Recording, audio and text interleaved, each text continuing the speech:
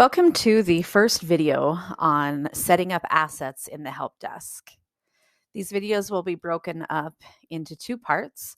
This first one is going to show how to configure the asset so that you can start importing or adding assets.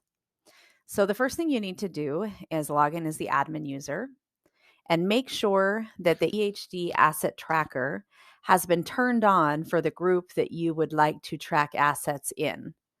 So logged in as the admin, I'm going to click on ticket and then go to groups. Inside the groups here, go ahead and edit the group that you would like to track assets and make sure that the option of EHD's internal asset tracker is selected. The default is none. So if you have not configured this before, just go ahead and select that, click Save Changes, and now you will have access to the asset piece. If we click on Assets on the left-hand panel, still logged in as the admin, at the bottom there's an option of Settings. So the first things that we need to do is set up the asset types.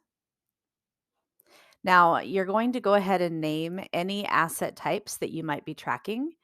You can add as many as you can think of here. Additional ones can be added along the way. So if you get new Chromebooks or something to that effect, you can always come in and add a new asset type. In order to do that, you'll need to click on New Asset Type in the upper right-hand corner.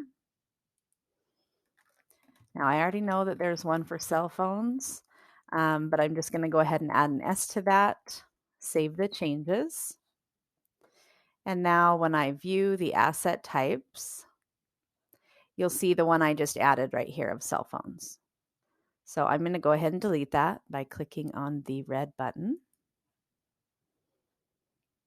Okay, so that's how you add asset types. Now the second thing that you need to do is go ahead and add statuses. Any statuses that you might be using in regards to assets. So you can see I have active, inactive, and retired. You can add as many as you would like. And in order to add those, you would click on New Status on the right-hand side. Go ahead and type in the name. You can also type a description on any of these, but it is not required. I'll go ahead and save that. And now when I look at the statuses, we're going to see that new one that I just added. So again, you can add additional statuses after you've already started using the asset piece. They all do not need to be added in the beginning. Now, the last thing as far as configuration on assets would be custom fields. So it works the same as it does on the ticketing side. So basically, any custom fields that need to be added for a field that maybe we aren't tracking, but you would like to track, this is where you would add it. You might not know yet what fields you need to add, but I want to go ahead and show you here so that you can see that it's under the settings and it's a configuration that you can add in addition to the fields that we are tracking. So if we click here on field groups, you'll see that there are different group names here on the left-hand side and assets that can pertain to those. So if I click on new field group, I would just go ahead and name that new field, and it's actually a tab. So I'll go ahead and put new tab here. So whatever you want to name that tab, for example, if you are tracking fleet in your transportation department, you could name that tab transportation, and then you would know that that tab only applies to the transportation, and it could be storing VIN numbers, last oil changes, things like that. So when you name the tab, then you'll go ahead and choose which assets you want to be able to attach to that tab. So in my transportation example, you obviously wouldn't use any of these, but if it is something that you do need to use these items, then you'll go ahead and select, whichever ones you need to. So I'll go ahead and click Save Changes. So that's basically adding a tab to the asset information. and then adding whichever assets pertain to that.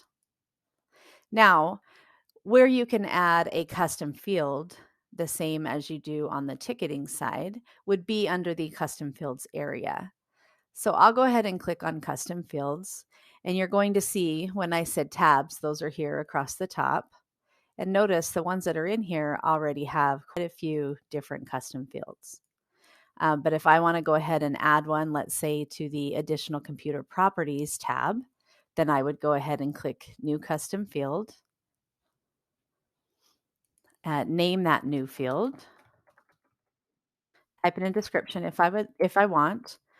The options here are similar to the options on the ticketing side. We have a checkbox, date field, radio button, drop down, text field, or text area.